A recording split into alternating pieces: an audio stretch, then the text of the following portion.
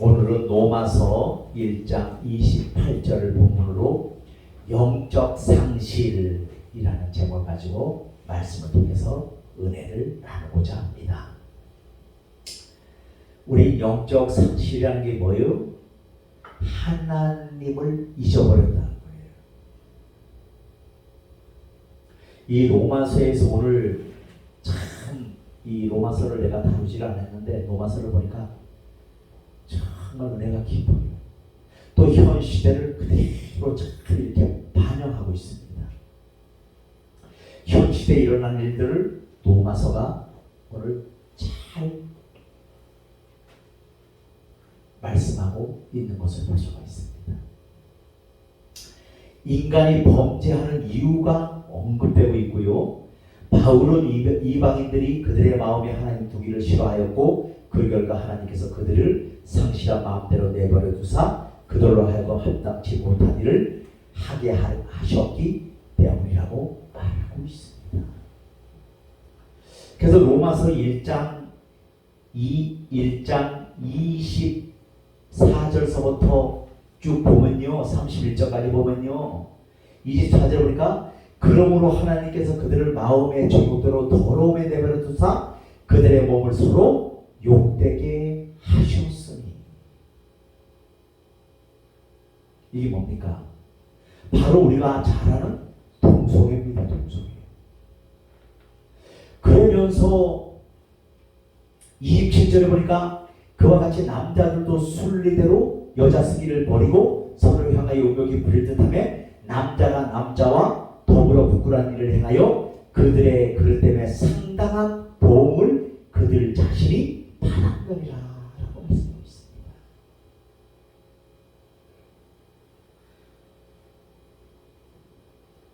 이 26절에 보니까 하나님께서 그들을 부끄러운 욕심에 내버려 두셨으니 곧 그들의 여자들도 순리대로 쓸 것을 바꾸어 영리로 쓴다는 거예요. 영리로 쓴다는 것이 무엇입니까? 여자끼리 서로 동성애를 한다는 거예요. 남자는 남자끼리 하고 동성애를 하고 여자는 여자끼리 동성애를 한다는 거예요.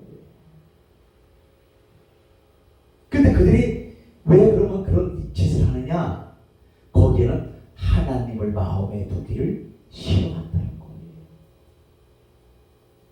그래서 많은 이 시대의 사람들도 어떻게 해요? 하나님을 지식 안에 가두려고 해. 인간의 지식 안에 자꾸 가두려고 해. 인간의 도덕 안에 가두려고 해. 하나님은 인간의 지식 안에 갇혀지는 분이 아닙니다. 이렇게 자꾸 어떻게 해요? 하나님을 믿으면 교회를 가게 되면 내 양심에 거리낌이 있고 또 내가 누구와 싸웠고 다퉜고 뭐 이런 어떤 정죄함들이 많이 있다. 그래서 하나님을 지식으로 판단하는 거예요. 그러다 보니까 하나님 안 믿는 것이 편하네. 그래서 하나님을 자꾸 떠나려고 합니다. 그게 왜 그랬습니까? 우리 마음에 하나님 마음을 두기를 싫어하는 이 시대를 살고 있기 때문에 그렇습니다. 우리가 지금 이 시대를 보십시오. 남자가 남자로 불듯 욕정이 발성해서 동성애를 하고 있고 여자가 여자대로 영리로 순리로 안 쓰고 영리를 쓴다는 거예요. 여자가 여자로 부끄러운 일을 행한다는 거예요. 지금 로마서는 그렇게 말씀하고 있습니다.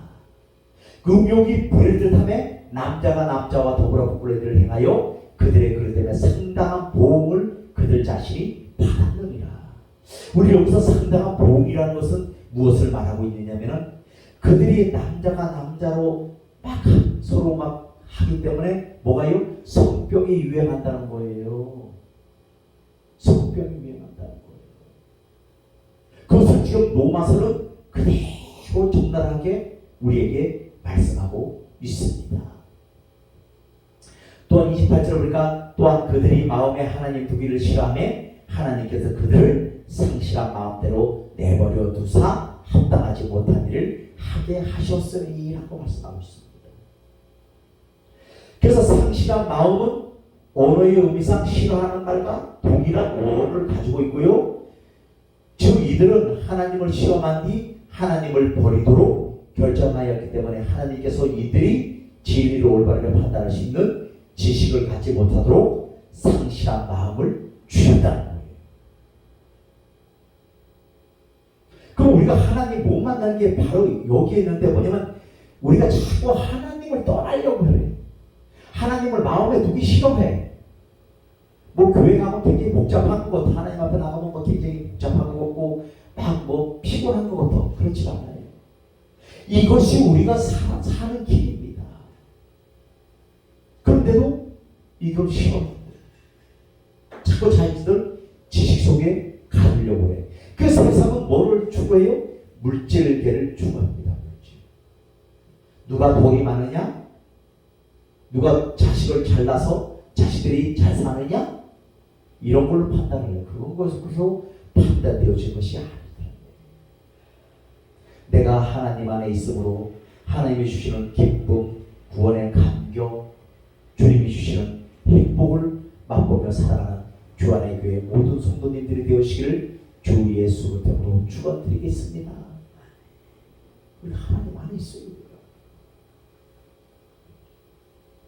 결국 바울은 여기서 이방인들이 범죄하여 타락하게 된 원인을 이방인들 자신에게 두고 있다는 거예요. 하나님께서 이성적인 판단력을 상실하게 만드셨다는 뜻입니다. 왜냐하면 이들이 하나님을 마음에 두기 싫어하니까 어떻게 해요? 그러면 나도 너희들도 하나님을 마음에 두기 싫어해? 그러면 나도 너희들 그냥 상실한 마음대로 내버려 둔다는 거예요. 그러면 그냥 하나님 없이 살아가는 것처럼 보여요. 그러면 우리가 보기에는 저들이 편안한 것 같고 행복한 것 같지만 아니에요. 그 속에는 예수의 생명이 없기 때문에 굉장히 불안하고 초조한 인생을 살아갈 수밖에 없다는 거예요. 그 근심, 걱정, 염려가 떠날 날이 없다는 겁니다. 그것을 말씀하고 있습니다. 그래서 옛사람들도 사람이 사는 일은 곧 경쟁이라 하였고 강한 사람이 약한 사람의 혈육을 뜯어먹는 일이라 하여 약육강식이라고 했습니다. 오늘날도 이와 같습니다. 내가 살려면 남보다 나아야 하고 남보다 앞서야 하고 성적이 남보다 나아야 좋은 대학에 들어가고 상술이 남보다 나아야 많은 손님들을 끌 수 있고 무보다 남보다 뒤떨어지면 그때는 패배자가 되는 것입니다. 세상도 그렇잖아요. 내가 남보다 나아야 돼. 뭐든지 나아야 돼. 뭐가 나아야 돼? 내가 성실함이라든가 근면함이라든가 이런 것이 나아야 된다는 거예요. 그래야 인정이 되어진다는 거예요. 그런데 바울 사도는 그렇게 싸우고 달리는 생활을 하면서도 한 가지 지킨 것이 있었는데 그것은 뭐냐면 예수 그리스도에 대한 믿음만을 지켰다는 거예요. 믿으시기를 바라겠습니다. 그래서 나의 달려갈 길과 주께서 나에게 행한 일, 곧 주님의 표대를 향하여 달려간다고 말씀하고 있습니다. 그래서 우리가 주님을 향해서 주님의 표대를 향하여 달려가야 돼요. 달려가야 돼요. 세상에는 여러 가지 일들이 일어납니다. 복잡한 일들이 일어납니다. 근심, 걱정, 염려가 일어납니다. 그런 것을 주님께 맡기고 나갑니다.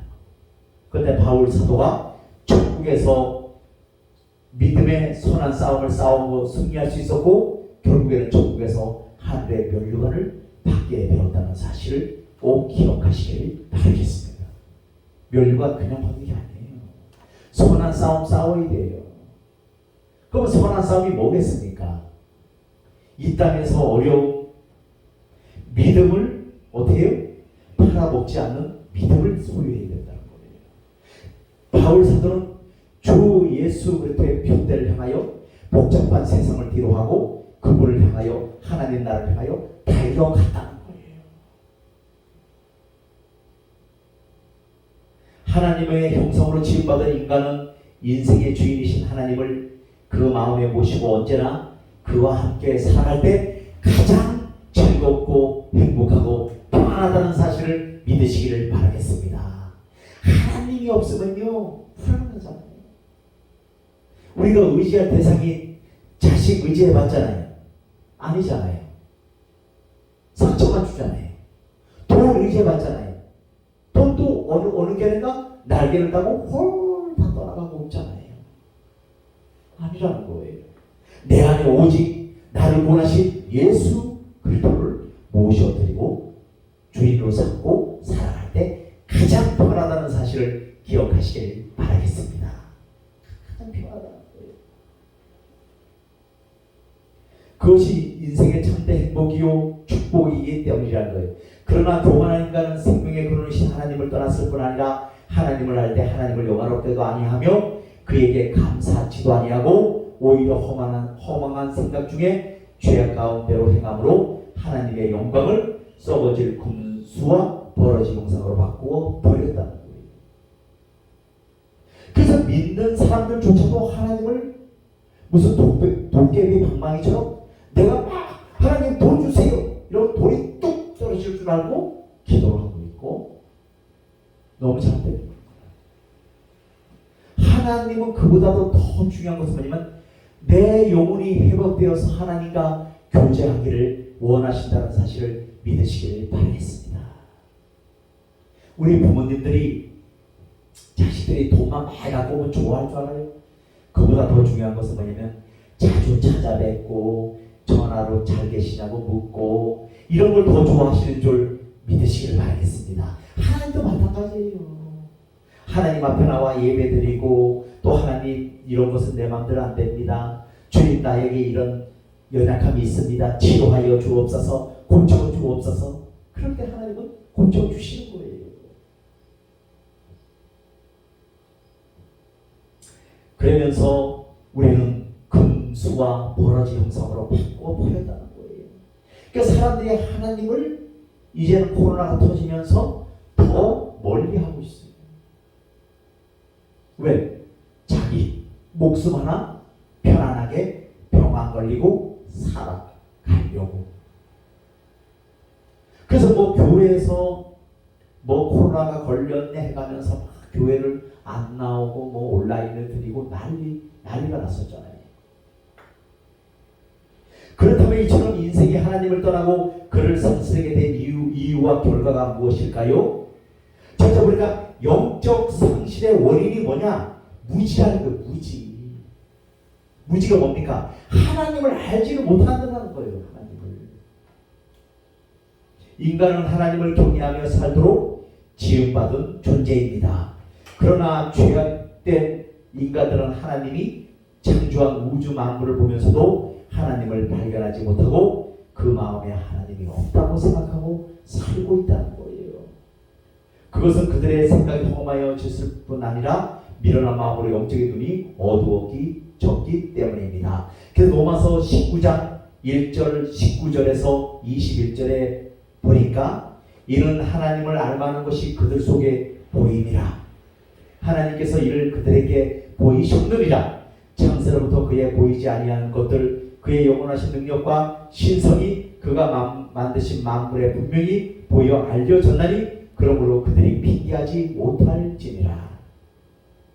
하나님을 알 때 하나님을 영화롭게도 아니하며 감사하지도 아니하고 오히려 그 생각이 허망하여지며 미련한 마음으로 어두워졌다는 거예요. 우리는 날마다 그 하나님을 인정하는 우리가 되어주시길 바라겠습니다. 그러니까 하나님을 알아야 돼요. 하나님이 어떤 분인지를 알아야 돼요. 우리가 왜 모르냐? 무지해서. 무지한다는 건 뭐예요? 말씀을 모른다는 거예요. 그럼 말씀을 모른다는 건 뭡니까? 말씀을 읽지를 않는다는 거예요. 언제 어디서나 우리는 말씀을 가까이 하실 수 있는 저와 여러분들이 되시기를 바라겠습니다. 그러면서 육적인 일에 대한 인생들의 지혜는 끊임없이 발전하고 있다. 돈 버는 일에 남을 속여서 남보다 돈 버는 일에 또 남을 속이는 일에는 아주 우월하잖아요. 그래서 지금 보이스피싱이 많이 유행돼서 당하는 사람들이 많잖아요.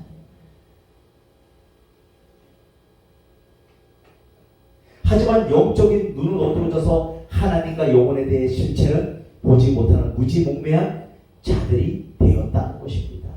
인간은 결국 생명의 근원인 하나님을 상실할 수밖에 없게 되었다는 것입니다. 두 번째는 육신을 사랑하기 때문에 우리 몸을 굉장히 사랑하잖아요. 그래서 몸이 나 같은 경우도 마찬가지고 몸이 조금 아프면 약 먹고 막 병원 가고 침 맞고 주사 맞고 약 난리를 치죠. 육신은 무지 사랑해. 근데 내 영혼이 죽어 있다는 것에 대해서는 무지 목매하다는 거예요. 알지를 못한다는 거예요. 이 속에 하나님이 떠난 인생은 어떤 인생이라는 것을 오늘 제가 소개에 말씀드렸잖아요. 동성애를 하고 남자가 남자끼리 동성애를 하고 이런 짓거리를 하고 있다는 거예요. 그러니까 하나님께서 그 마음을 상실한 마음대로 내버려 두셨다는 거예요.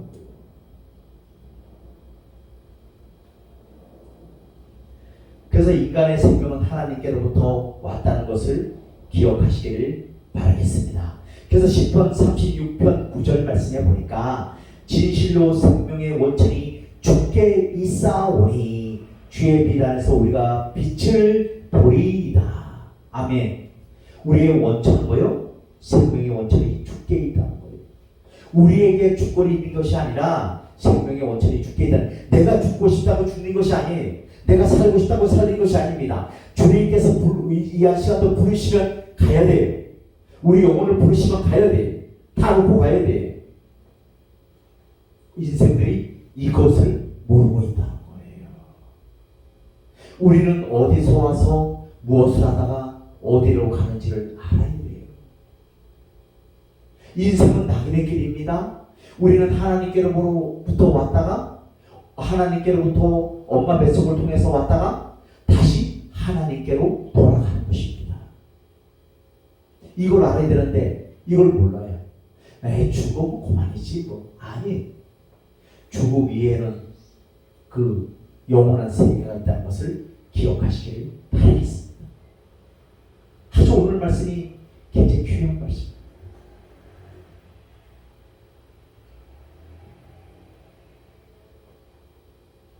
그러나 완악한 인간은 그들의 생명을 하나님이 주장하고 계시다는 사실을 망각하고 살고 있고요.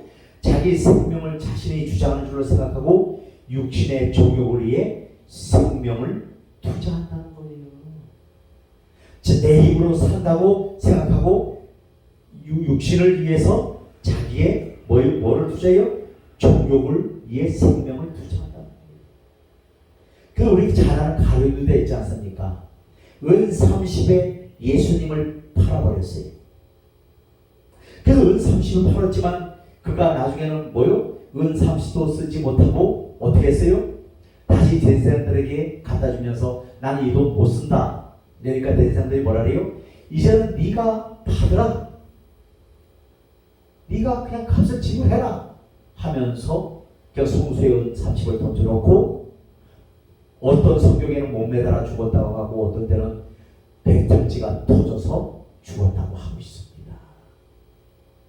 여러분, 가룟유다가 누굽니까? 예수님의 수제자예요. 여기서 우리가 알 수 있는 것은 뭐냐?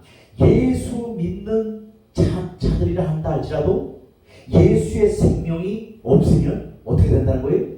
이렇게 가룟유다처럼 되어진다는 것입니다.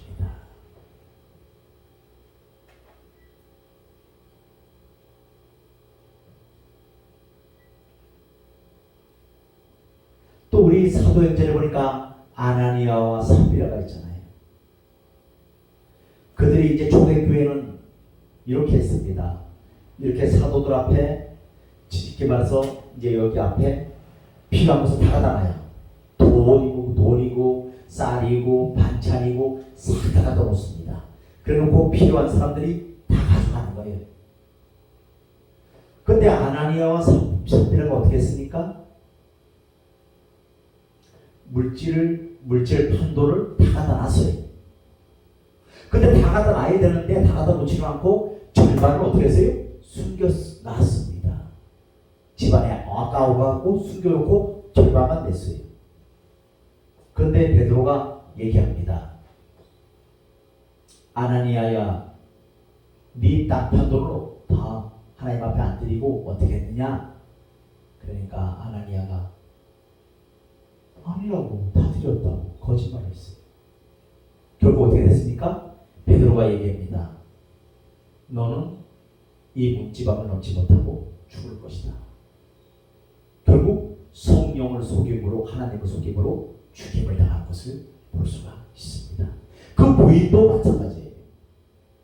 그래서 이 사람들이 또 문지방을 넘어가기 전에 네 부인도 죽으리라. 결국 둘 다 아나니아와 삽비라가 죽임을 당한 것을 볼 수가 있어요. 우리는 여기서 무엇을 깨달아야 되느냐?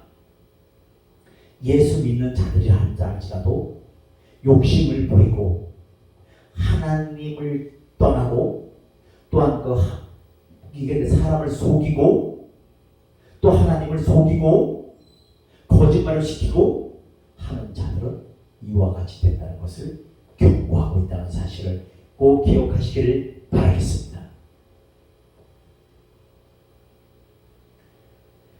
그것은 그들의 생각이 육신에 있어 썩어질 것을 위해 봉사하기 때문입니다. 예수께서는 그러한 자들을 향하여 자신의 생명을 살아가는 자는 잃을 것이라고 경고하셨습니다. 요한복음 12장 25절 보니까 자기의 생명을 살아가는 자는 잃어버릴 것이요 이 세상에서 자기의 생명을 미워하는 자는 영생하도록 보존하리라. 아멘.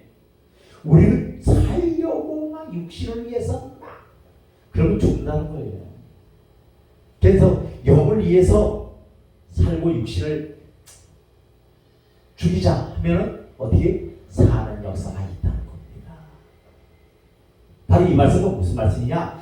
우리의 영혼을 살리라는 거예요. 영혼을 살리라는 거예요. 육을 우리는 살리라 이제 육을 살려고 하지 말고 영혼을 살리라는 거예요. 영혼을 살리라는 영을 영 무슨 얘기예요? 하나님을 가까이 하라는 거예요. 하나님 앞에 그것을 말씀하고 있고요. 세 번째로는 사도행전 에레미야 2장 13절에 보니까 내 백성이 두 가지 악을 행하였나니 그러면 두 가지가 뭔지 한번 보십시다. 그들이 생수의 그런 데는 하나님을 버렸다는 거예요. 생수의 그런 데는 하나님을 버린 것과 스스로 웅덩이를 판 것인데 그것은 그물을 가둬두지 못할 터진 웅덩이 되리라고 말씀하고 있습니다. 생수의 그런 데는 하나님을 버렸다. 그 다음에 두 번째는 뭐예요? 웅덩이를 팠대요. 어떤 웅덩이? 자기가 맞은 웅덩이. 육신의 삶을 쫓다가 그 육신의 삶에 자기가 망해버렸다. 또 세 번째는 불신앙인데 인생의 하나님을 잃어버린 또 하나의 원인은 불신앙입니다. 죄악된 인간은 마음에 하나님 두기를 싫어하고 그들은 하나님을 무시하며 또 어떤 때는 하나님을 부인하기도 합니다. 그래서 출애굽기 5장 2절을 말씀해 보니까 바로가 이르되 여호와가 누구이기에 내가 그의 목소리를 듣고 이스라엘을 보내겠느냐? 나는 여호와를 알지 못하니 이스라엘을 보내지 아니하리라 라고 말씀하셨잖아요. 모세가 10가지 죄악 중에서 재앙이 있을 때 바로에게 가서 얘기합니다. 이스라엘 백성들을 보내지 않으면 당신에게 이런 피재앙이 있을 것이고 메뚜기 재앙이 있을 것이고 계속 얘기합니다. 근데 그때는 보낸다고 그래요. 막 이가 막 보글보글하고 막 궁에도 보글보글 할 때는 보낸다고 합니다. 근데 또 그것이 거쳐지면 어떻게 해요? 또 안 보낸다고 합니다. 그래서 10번째 마지막 장자의 죽음의 재앙까지 가는 것을 볼 수가 있습니다. 그때 바로가 이제는 보내잖아요.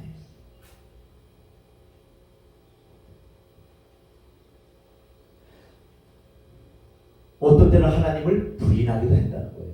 그래서 디도서 1장 16절에 보니까 그들이 하나님을 시인하나 행위로는 부인하는 가증한 자요 복종하지 아니하는 자요 모든 선한 일을 버리는 자리라 라고 기억하고 있습니다. 그래서 저욕대로 살기를 원하는 자에게 하나님은 귀찮고 성가신 존재라는 거예요. 그렇잖아요. 나는 이렇게 재미있게 살고 싶은데 하나님이 귀찮아. 하나님을 떠났다는 거예요. 따라서 그들은 하나님을 의지하지 아니하고 자기 자신을 더 의지한다는 거예요. 그래서 이사야 47장 10절에 보니까 내가 내 악을 의지하고 스스로 이르기를 나를 보는 자가 없다 하나니 내 지혜와 내 지식이 너를 유혹하였으니라. 내 마음이 이르기를 나뿐이라 나 외에 다른 이가 없다 하였다는 거예요. 이렇게 나밖에 없고 하나님은 없다는 거예요.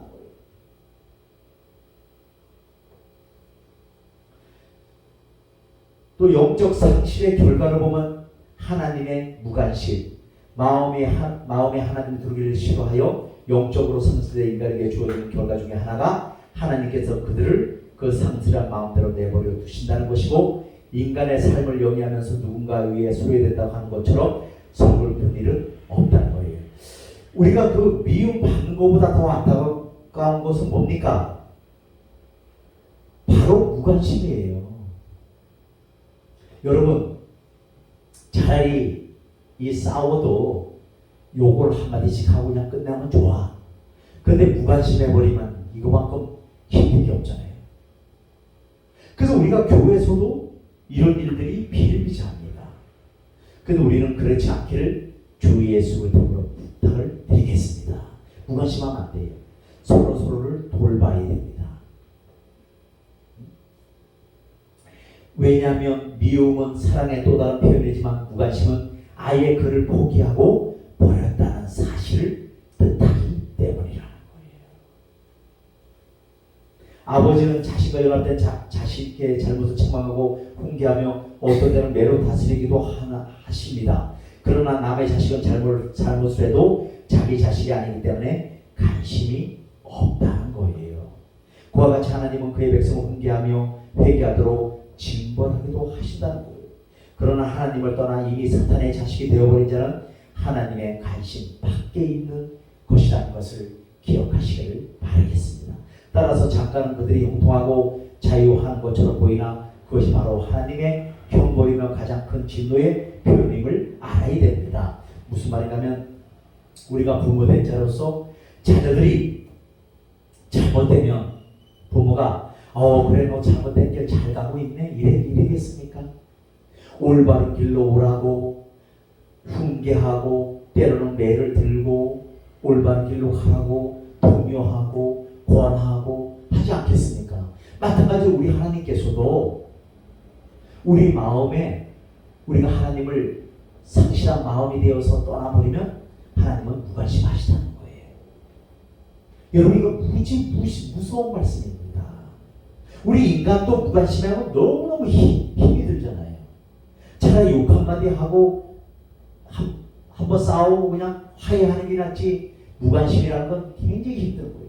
그 사람에 대해서 관심이 없다. 바로 이런 사실을 기억하시기를 바라겠습니다. 따라서 우리는 그 하나님의 형벌이 뭐냐? 무관심이라는 것을 기억하시길 바라겠습니다. 또 합당치 못한 일을 하게 한다는 거예요.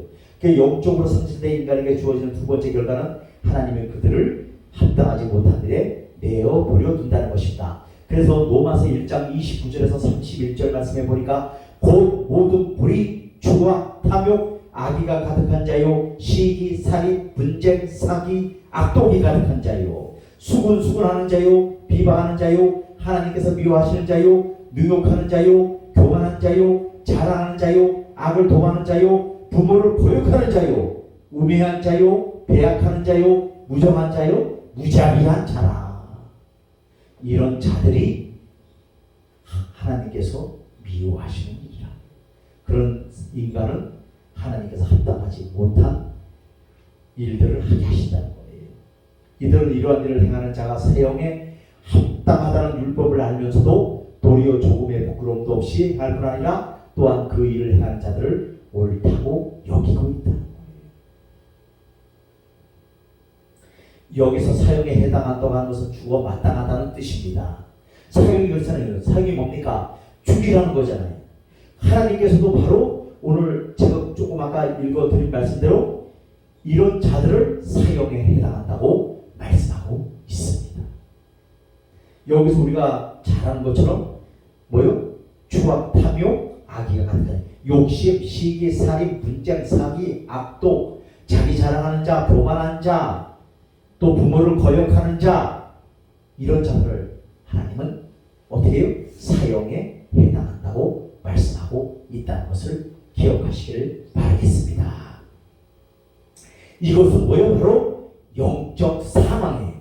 그럼 영적 사망이 뭡니까? 하나님과의 관계가 단절된 거예요. 여러분, 우리가 하나님과 관계가 단절되면 살아갈 수 있을 것처럼 보이지요? 안 됩니다.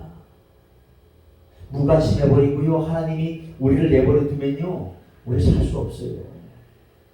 왜? 우리가 걸어다니고 직장생활하고 또 사역하고 어디를 가고 누구를 만나고 다 이런 것이 하나님께서 늘 지켜주시고 보호하시고 인도해 주신 결과인 줄로 믿습니다.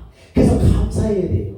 오늘도 나를 생명을 연장시켜 주셔서 하늘 아직도 이 땅에 살게 하심을 감사할 수 있는 우리가 되어주시기를 바라겠습니다. 그래서 사망은, 영적 사망은 하나님과의 영원한 단절을 뜻한다는 거예요. 이처럼 합당하지 못한 일을 그들에게 허락하신 이유는 그들이 영원히 멸망하기 위해서라는 거예요.